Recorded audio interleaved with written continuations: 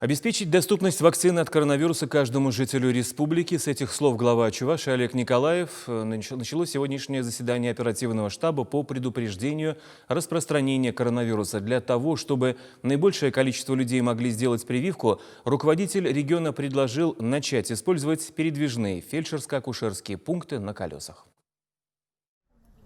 Ранее подобная практика в Чувашии уже применялась. В передвижных автобусах желающие могли привиться от гриппа. Мобильные центры на колесах будут не только выезжать в отдаленные районы республики, но и курсировать по городам. Также в ходе заседания было озвучено предложение о возможности разместить пункты вакцинации в крупных торговых центрах Чебоксар.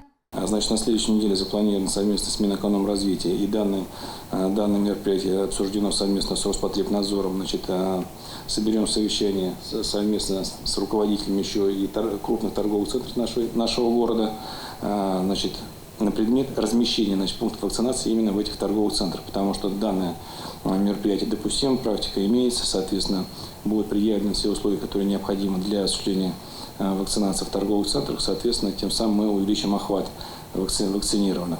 По словам министра здравоохранения республики Владимира Степанова, на сегодняшний день в Чувашии свободно 36,7% коечного фонда. В связи с этим накануне прекратили госпитализацию коронавирусных больных в Канашскую центральную районную больницу. То есть по мере выписки пациентов 120 коек вернут в плановый режим работы. По данным Минздрава, с начала этого года коронавирусом в Чувашии заболели 2123 человека. Среди них 81 ребенок до 18 лет. Суточный темп прироста зараженных сейчас составляет 0,57%. Мы наблюдаем за стабилизацией обстановки. Если сразу после новогодних праздников ожидаемо пошел всплеск количества регистрируемых, но он не сильно увеличился, слава богу.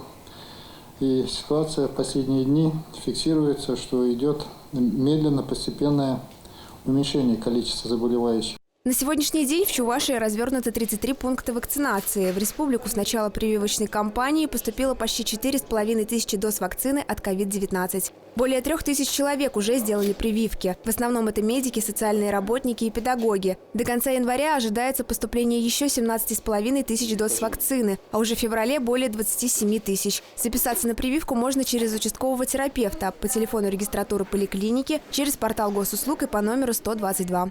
За следующую неделю мы взяли на себя задачу сделать с помощью голосового помощника возможность записи на вакцинацию. Сейчас у нас голосовой помощник работает по записи на прием к врачу.